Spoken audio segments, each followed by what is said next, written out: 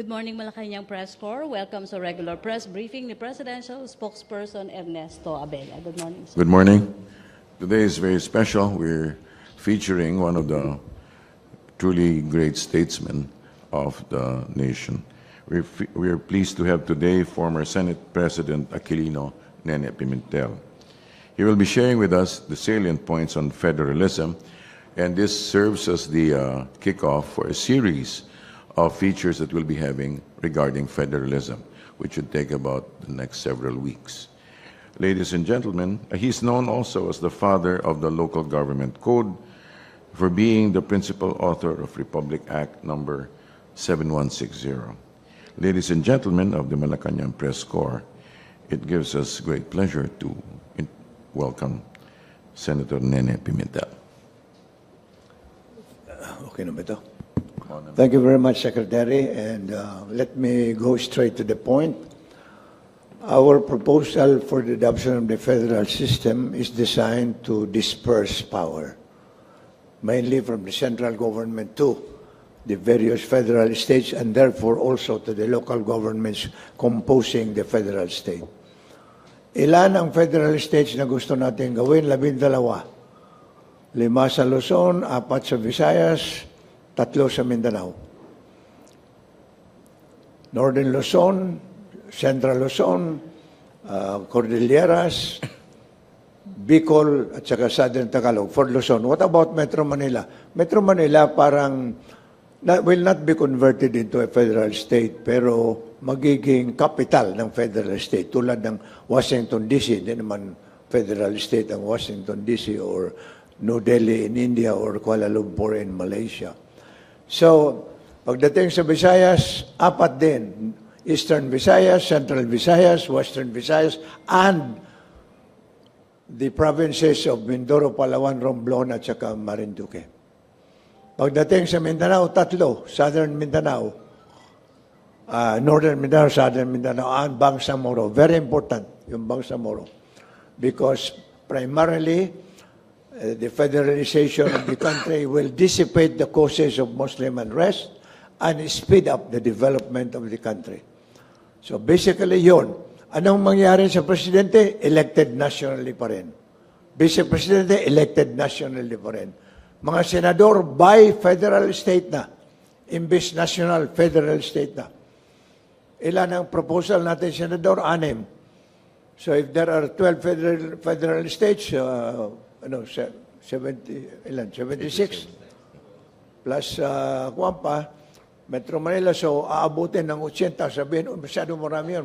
But I will show you the next, at the slide that Clarice will present to you, that there are 10 federal state nations in the world with lesser population pero mas marami ang kanilang senador.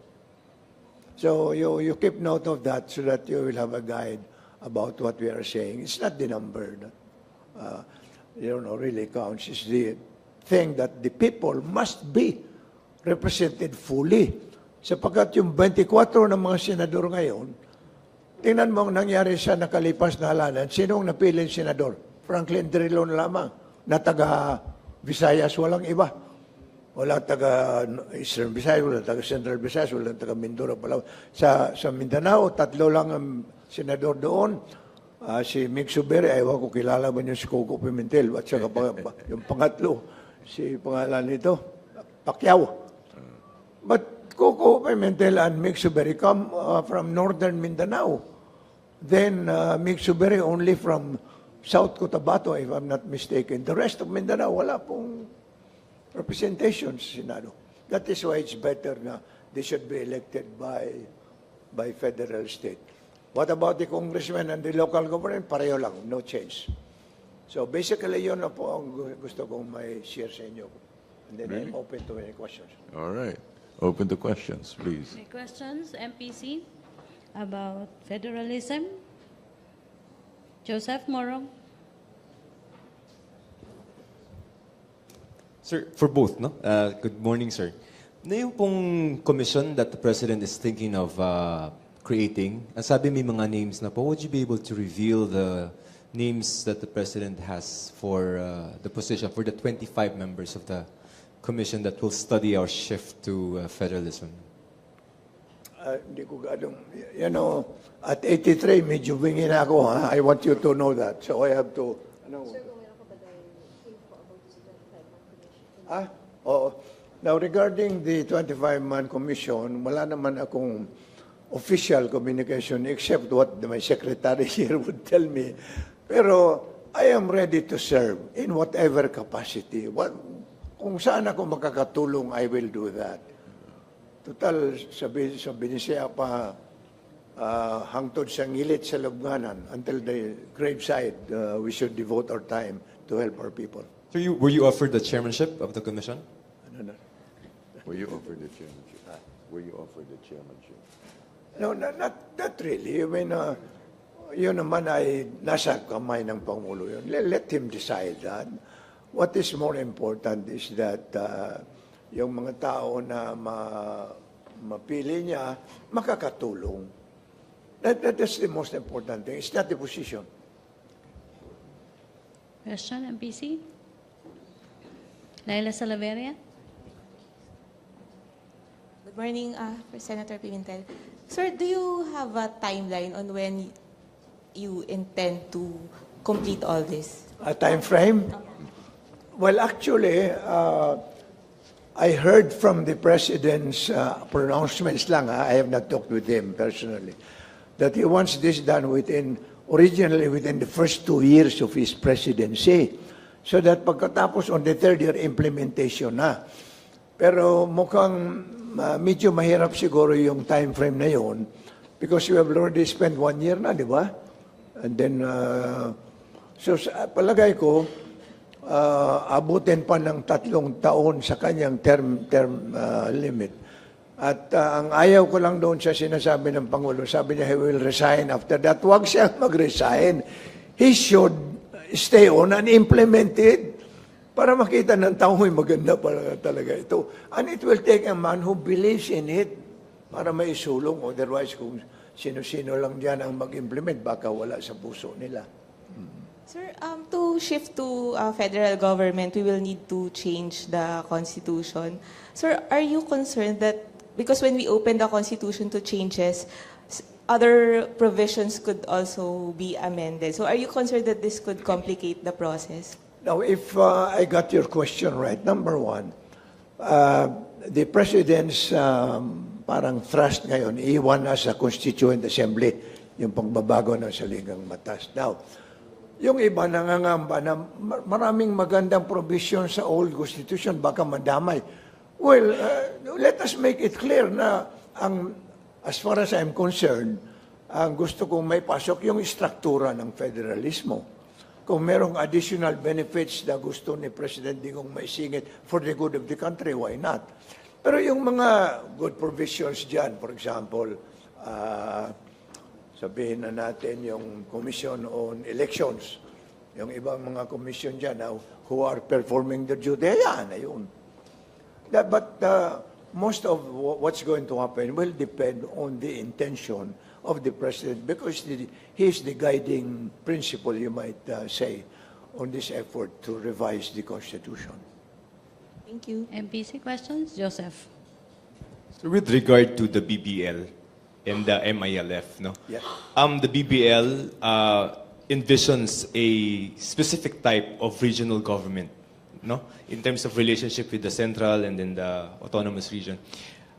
Yung pong features ng BBL proposed regional government, how are this different from the federal states? All right. Now, first of all, I want it very clearly understood that from what I hear of the President's pronouncement in that regard is that the BBL proposal will be taken up, will be subsumed in the deliberation for the adoption of the federal system. That's what I heard. Now, going to your second point, how different would that be from our proposal? Number one, my concern about the BBL is the fact that it actually tends to favor only one of the major units or armed groups in Mindanao challenging the government, and that is the MILF. I'm speaking very frankly, huh? And then secondly, if you look at the actual provisions, what they want to do is when the Bangsamoro entity is established, they will elect only the congressional representatives, hindi na yung mga executive leaders. Palagay ko mahirapan sila doon because the people want to elect their own leaders. Hindi po pwede na, ito lang ha, diyan lang kayo, hanggang dito lang kayo because sanay na tayo na we elect all the way. In other words, you are not a parliamentary kind of government where you elect only members of the legislature and the legislature elects the executive department. So, yun ang aking punto dyan. That, itong mga proposal of the BBL for the dissipation of the Muslim unrest in Mindanao will be totally adopted by the federal system, but there will be modifications in the kind of, you might say, rights that will be accorded to the Muslim people. For example, I want this very clear. The proposal of the BBL will in effect adopt the practices of the Middle East about Sharia to be adopted in the proposed Bangsamoro entity. But there are certain practices of the Sharia in the Middle East that cannot be accepted here. For example, yung babae mabuntisan ng hindi asawa niya, binabato. That's allowed by the Sharia there. We cannot accept that because that would be cruel and unusual punishment, di ba? Di ba yung sinasabi pa na yung mga magnanakaw, putulan ng kamay. Sa isip ko, naku, ang daming mga walang kamay, paigiligi doon sa ibang mga ahensya ng gobyerno. But kidding aside, the thing is, we cannot allow that to happen because that would be cruel and unusual punishment prohibited by the Constitution. Therefore, certain aspects of the Sharia, particularly the right of the Muslim people to settle their own differences, dapat fully acceptable yan sa atin. Basta, ang mag-asunto, for example, Muslim versus Muslim, Sharia will apply.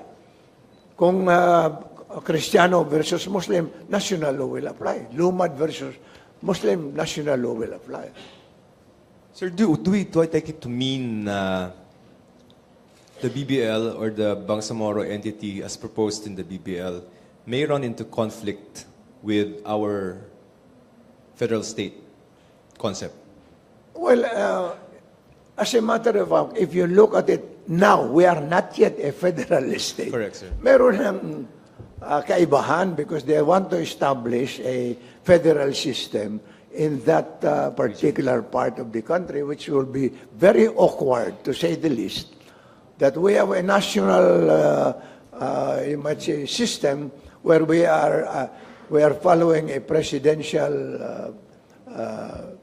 type of government, form of government, and yet it would now allow, a portion of that, of our state to be run like a federal, like a parliamentary entity. Hindi po siguro maganda. Last na lang, sir. Pasensya na. Do we not run the risk of not complying with the CAB? Given na medyo may fundamental differences between the concept of a regional, Bangsamoro regional entity and supposing we go to federalism? Well, if the intention is fully explained to our Muslim brethren, I think they will accept it. And that is my initial feeling, having talked with practically all the known Muslim rebels in this country, from Nur Miswari to Salamat Hashim when he was still alive, and Haji Murad and all these people. They are amenable to, a reasonable formula. They are not insisting on something that is not acceptable to the rest of the people. Okay, so speaking of Nur Miswari, and the president is pushing talaga federalism. Aside from those president, the government, the country should be needing a very good Mindanao leaders Naku, hindi ko na. about Nagbabounce.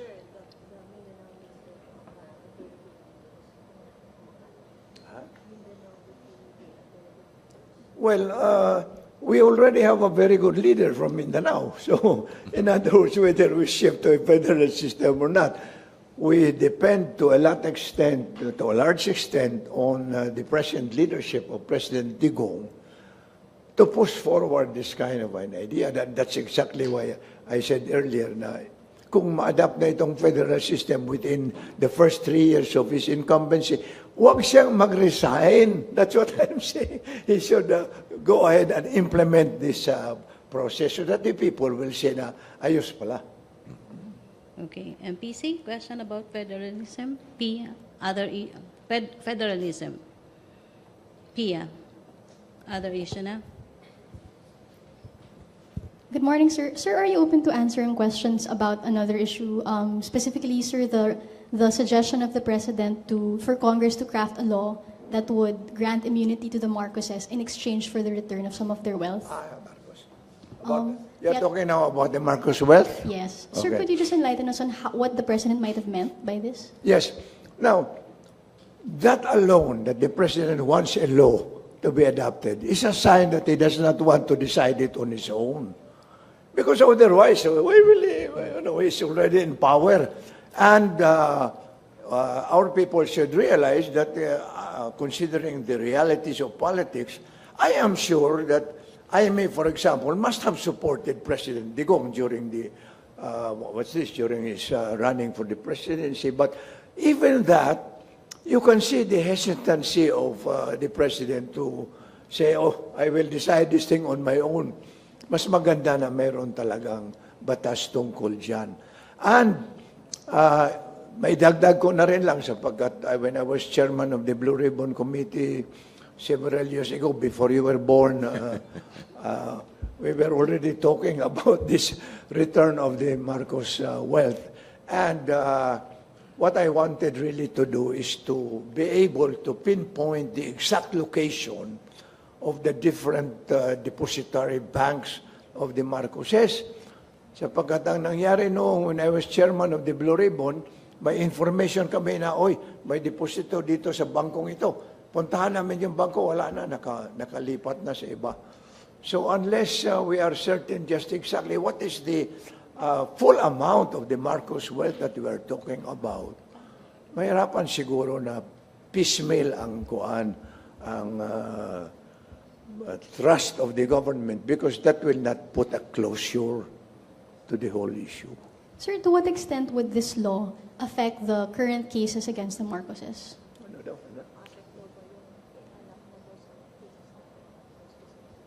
Law?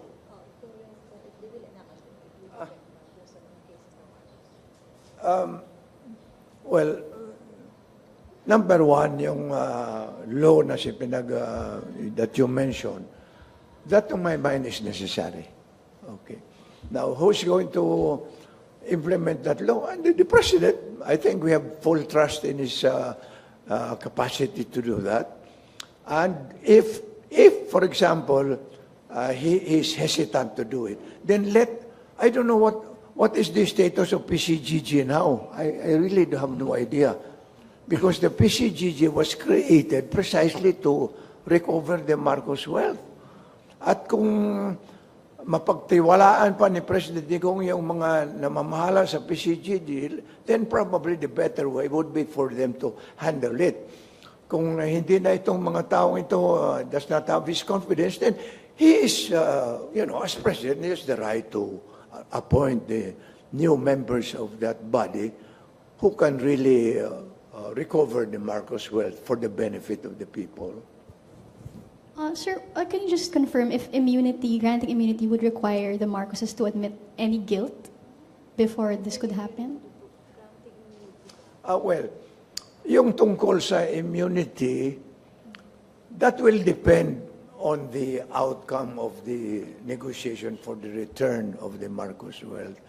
Because actually, if you look at it, yung pagsauli ng hidden wealth ng mga Marcoses, that will cover only the civil aspect of the cases. Di ba, you know very well that under our law, you can settle the civil aspects.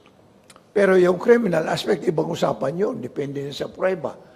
So, if sauli nila yung pera and then there is a general amnesty plan for them, that can be done. It can be done. Okay. Joseph Morong? So when the president said that that there's a law required for the negotiations, no, is he not envisioning? Is he not thinking of amnesty? Well, not really at that particular point because meaning to say, inak mo muna yung law kung anong sasabihin ng batas tungkol sa recovery, that will govern the process of recovery. But the general power of the president to grant pardons is not affected by that. No, Correct, sir. no. It depends on him. But supposing, sir, let's assume that amnesty yung pinag-uusapan. Do you think that the Marcoses should return the wealth and apologize? Are you amenable to the concept of them returning their loot? Number one, the return of the loot of the Marcoses must be done in order to assuage the people that meron ng a certain degree of regret, even if it is not verbally expressed. But at the same time, yung policy arising from that will have to be determined by the President with his with congressional support. Kasi hindi naman po pwede na siya lang din ang mag-decide. That's why he said a law has to be enacted. So, and in the enactment of the law, please remember that the enactment of laws does not depend only on the lawmakers. Ang mga taong bayan must be able to participate there. How? Through the public hearings of the committees being created for that purpose. So, it will be a national process. It will not be an isolated decision, you might say, by the President. So second part of my question, should they be granted amnesty? Should be what? Should they be granted amnesty, sir? That will depend on, I have no specific, answer to that. That will depend on the circumstances as they arise. Okay, sir, thank you. Okay, MPC questions? Okay. Maraming salamat po, former Senator Aquilino Pimentel, Presidential Spokesperson Ernesto Abella. A few notes before we proceed with the Q&A. Regarding the awarding of the Mimaropa Cups, we welcome the news that PNP Mimaropa's one-time, big-time operations recorded 233 arrests in just one day with no deaths reported.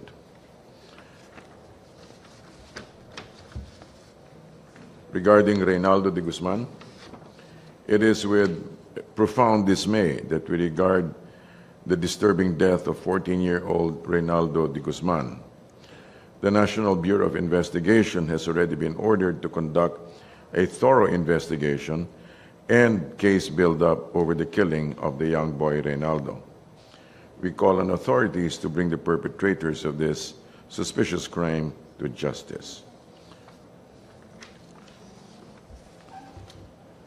Regarding the DACA termination, the Department of Foreign Affairs, through our embassy and consular officials and staff, is closely coordinating with the members of the Filipino community in the United States following President Donald Trump's announcement that he would revoke the Deferred Action for Childhood Arrivals DACA program, allowing undocumented immigrant children to stay legally in the U.S.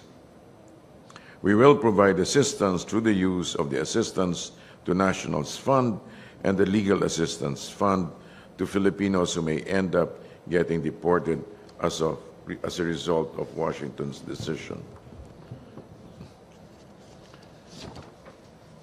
On Vice Mayor Duterte and Atty. Carpio's appearance at the Senate Blue Ribbon Committee. Today's appearance of Davao City Vice Mayor Paula Duterte and Atty. Manasseh Carpio before the Senate Blue Ribbon Committee demonstrates that both gentlemen are willing and ready to face malicious allegations intend to impugn their character and credibility. The President has said in numerous occasions that he would not interfere, and he believes that both Vice Mayor Duterte and Atty. Carpio can hold their own at the Senate.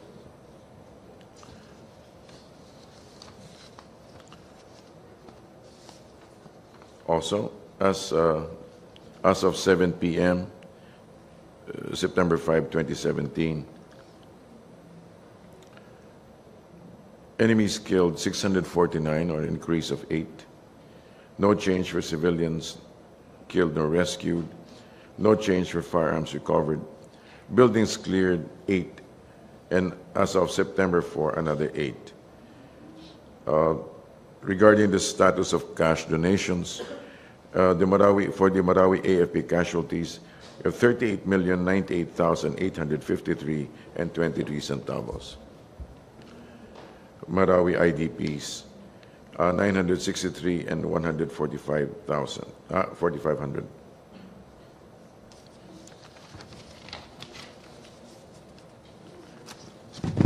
Regarding the Mabilogs leaving the Philippines, as per verification from the Bureau of Immigration, Mayor Jed Patrick Mabilog left on 31st of August 2017, bound for Narita on board flight PR 428, while his wife, under the name of Maria Victoria Mabilog, a Canadian citizen, departed on the same day, also bound for Narita, but on a different flight, PR 432.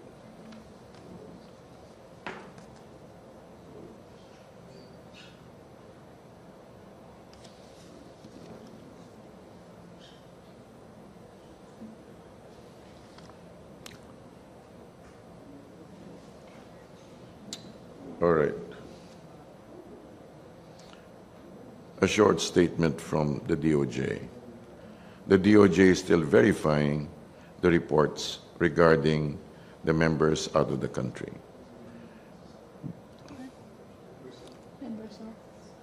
The DOJ is now requesting some time to confirm the report regarding the Mabilogs. Okay, regarding the Mabilogs. I'm sorry. Okay, yeah, apologies. Okay. Question on Alvin Baltasar. Microphone, Joseph. Thank you. Yusek Abela, magandang umaga po. Sir, Sir. good morning, Yusek. Sir, walang activity yata si Pangulo ngayong araw na ito. Nanonood po ba siya ng pangyayari sa Senate as of this moment? Hindi ko masabi, pero he is not in Manila. I believe he's in Davao. Yes. Pero are you aware na may idea ba kayo kung hindi man siya nakatutok pero minomonitor niya kahit pa paano yung event? I'm sure he is always on top of all events. Okay, thank you. Okay. Question, Ace Romero, follow-up ba yan o other issue? Okay, other issue. Yusek, regarding the death of De Guzman, it happened months after President Duterte suspended Tokhang because of the death of the Korean inside Camp Crame. Yes. Does the palace think it's about time that the PNP re-examine its policies or the way it handles the drug war anew because of recent events? I believe they all are in the process of rethinking everything. But does the palace condemn what happened to... I just made a because statement. You used the word dismayed. Does the palace condemn this incident? I believe it delivers the same intention. Okay. But then we remember the president saying, I think last year, that the policemen, the soldiers are not in the business of producing mummies. Hindi sila naglalagay ng packaging tape sa mukha. That's right. And then there are claims now that the policemen are responsible for the death of De Guzman. Does the president still hold that view that policemen are not involved in these kinds of torture? Let's put it this way. The whole matter is under investigation. In fact, those details that you mentioned are truly suspect. However, we cannot go into any speculation at this stage. It must be properly investigated. And the assurance is there will be no whitewash. Thank you, Yusek. Okay, on Reynaldo, Laila Salavere. Other issue?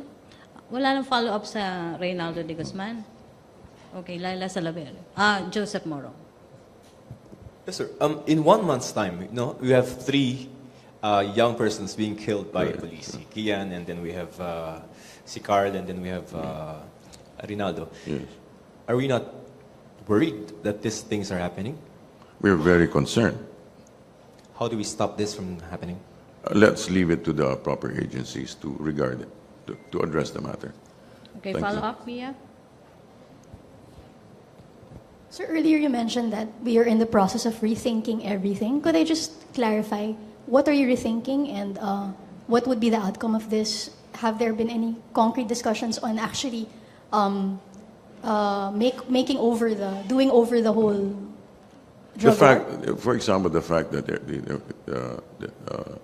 the PNP is being investigated, that there are Senate hearings, just indicates that actually the whole nation is in the process of rethinking the way we do we do things, and so that is part now of entire restructuring and renewing, and actually falls within the ambit of the president's campaign, that there should be lesser crime, lesser corruption, and lesser also addressing illegal drugs. In other words, it's not just one isolated event; it's a whole process that we're undergoing, that we can see that there is a rethinking, a major rethinking going on. Is Malacanang now open to calls from citizens that a commission or a task force focused on EJ case be created so that they can run after these cases, precisely because you mentioned they are no longer isolated cases? The Malacanang is open to all significant and actually workable solutions. Okay, thank you. Chris Jose? Sir, isa lang po. Yes, Do you ma'am. think it's about time na maibalik na po yung curfew hour para po ma-lessen yung mga kabataan, yung mga minors na nasasangkot sa ito? I think that, well, we do have concerns, and we would like to avoid all of these things, especially regarding minors. I believe that still goes back to the LGUs. Okay, so that will have to be worked out. Joseph. Sir, may call po yung ilang senators, particularly si Senator Pangilinan, to stop that war on drugs, or Tokang. What's Malacanang's thoughts on it? May call po from some senators, si Senator Pangilinan in particular, to stop the drug war, the Tokang. What do you think of it? I think those are two different things. No, one, the campaign against drugs, illegal drugs, is something that the president is entirely committed his entire administration. However, the manner in which these things are carried out need to really be re-examined. Okay, last question. Laila Salaveria. Sir, good morning. The Yes. PNP chief said that he needs the president's permission before releasing police reports on the killing of suspects in operations. Sir, what's the president's reason for requiring his permission? I don't think it's permission that was indicated. I think it's just for the president to see what is being put out there. Although officially there is no, for example, there's no actually written policy regarding that as far as the office of the executive secretary is concerned. However, the PNP chief has taken it as a standard procedure that the president, and which is valid for the president to see what he actually reports on. But, sir, so will the president allow the PNP to have other agencies access to these reports? Which To allow the Senate, for instance, to access these police reports? Will the president allow the PNP? I'm assuming that I may be assuming here, but as far as I know, that is going to be a call of as far as I can say, that's going to be a call of they may request, any agency may request access to the PNP. Yes, but the PNP is saying that he needs the permission of the president. It's not permission. I think it's just how would I put it? He didn't use the word permission. He just said that I think it just as if like a heads up. A heads up. So we can expect the PNP to release these reports. That will be their policy. That will have to be their call to release or not release. Okay. Thank you, Laila. Last two questions, Hannah, then Pao. Ace Romero. Morning, sir. Yes, ma'am. Sir, ang members po na Makabayan Bloc, i-reassess po daw nila kung pagpapatuloy po daw nila ang pagsuporta sa mga advocacy ni Pangulong Rodrigo Duterte. Ano po yung masasabi ng Palace at kung may nag-express na rin po ba dun sa mga natitira ng mga progressive members na cabinet po na magpapatuloy pa po sila to work with the President or mag-resign po ba sa position after nung ilang sa mga kasama nila ay na-reject po sa CA? Tatlo po yung tanong nyo. O, isa-isa po na. Sorry. One at a time, sir. Iniilang yun. Una-una, whatever parties are out there, they may express their own belief, disbelief, or participation, non-participation, support, or non-support. We live in a democracy. However, regarding the senators, not the senators, the cabinet members who are labeled progressive, although we don't, actually there's no such perception. I mean, there's no label actually that says that. But it's going to be their call if they resign or not resign. But like for example, everything has. Although it's quite regrettable that the Rainbow Cabinet, that people of opposing beliefs are not there, but because it would really add to the richness of the dialogue. Sir, is the President kinoconsidera ba ng Pangulo na i-reappoint like si Mariano po? Wala po tayong ano dyan. I think it's only the second. Yes, sir. Second.